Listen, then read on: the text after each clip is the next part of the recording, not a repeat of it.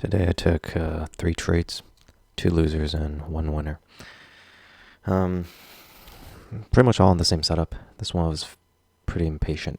I think this one was decent, and this one was also decent. It's kind of hard to read the market these days because it's so volatile, especially the past 2 sessions. It's just been really fast moving, and I feel like I'm going to miss out on a move if I don't catch it. But yeah, pivots were slightly overlapping lower on DPO, lower on floor pivots, and also lower on cams. So pretty bearish pivot relationship and a bearish downtrend. But today's open was inside value, both RTH and ETH, and inside H3, L3 area also. So I was looking to play within the range here. I wanted to long value area low, or this value area low ETH, or even L3 here. And for shorts, I was looking at value area high short, which was also H4, or an H3 short, if it came to that, but I wasn't really confident on that, or a high volume node ledge slash value area high ETH short. I didn't really like H3 because it was right where POC was, and I don't like to open up a position at POC when market is opening inside value. So I mostly wanted to short high volume node ledge, which also aligned with value area high ETH. I also wasn't sure about value area high RTH because it was aligned with H4, which means it would have had to break above H3 and then go to H4 and then reject, which could happen, but I don't know if I had much success with that, so I wasn't sure of that. So all these short levels I wasn't too sure of, but yeah, those were kind of the 3 levels there, and then 2 levels to the downside for longs. So I honestly expected it to rally, and I was going to try shorting here or here, but it came down actually into value area low. So started looking for longs here. Value area low is a 72.91. So yeah, it was weird because it kept making delta divergence on the 1 minute, so it looked very bearish at the moment. And as it made its way down, I was looking too long, but I didn't really know if it was the right idea. I do see this 20 range delta divergence starting to form. Also 1 minute flirting with a delta divergence. But the main thing I was watching here was this low in pre-market, which formed a low on RSI, but it's breaking the lows, almost breaking the lows here. And it was about to make a RSI normal divergence if it does break the lows. Hasn't quite broken the lows yet because the low here is 88 and a quarter. It didn't come to 88 and a quarter. It came into 88 and a half, 89. But what I kind of see here is this B shape, and also this 1 minute high volume hammer.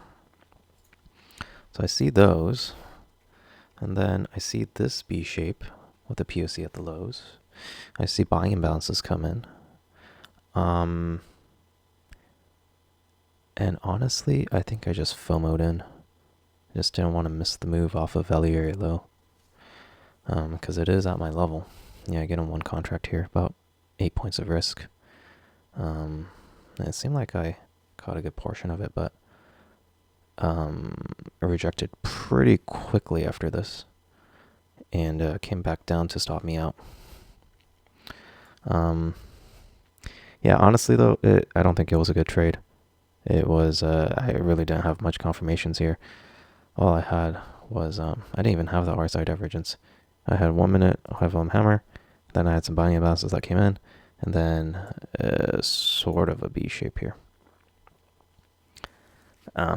Mainly, I think I just didn't want to miss out on the move, but I did rally for about 5 points, and then got really rejected here. Yeah, there was a B shape over here too, so I liked that B shape. I don't know. It was okay, I guess. B shape, 1 minute high volume hammer. I don't know. Maybe it was an okay trade. maybe it was just FOMO. But it forms a delta divergence bearish and then starts going back down. And yeah, maybe I could have just stopped out break even, but no, I took the full loss. And then now I am waiting for the break of the lows of these pre-market level here to make a RSI divergence, which it does. RSI divergence, I like that. And I'm looking for any sort of sign to get long here. So I see this B shape starting to form here. I like that. But not much else here besides this 20 range chart starting to form a delta divergence, which I did like. So B shape, 20 range, delta divergence, and it actually ends up as a delta divergence here. Negative 415, but positive candle close and a B shape. So I enter with actually 2 contracts here because it was pretty tight stop here. It was about 5 points, and I thought I was getting in early on the move, and I could risk having 2 contracts instead of 1. Was that the right decision? I don't know. Especially with this kind of volatility, but I had my RSI divergence, I had the delta divergence, which was nice, and the B shape, and I thought I was pretty decently confident here. So I entered with 2, but it stopped me out. And so, yeah, so stopped me out there, but still RSI divergence. I still like this delta divergence on the 20 range. I'm still kind of looking for a long if it holds.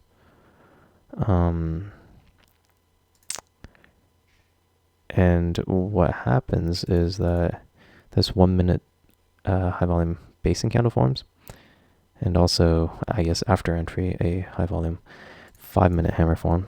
But the main thing here was that I saw this B shape form again right after it broke under the lows. B shape forms again and starts going back up. So I enter with 1 contract, stop below the lows here. I don't know, it wasn't bad. I mean, it's this area holding again. I still have that delta divergence from before, and also we're still in, RSI normal divergence. So, and also this 1 minute hammer, or basing candle. But it was a delta divergence bearish, so I don't know. But it ended up working out. It ended up rallying here. Honestly, it could have gone either way, I guess.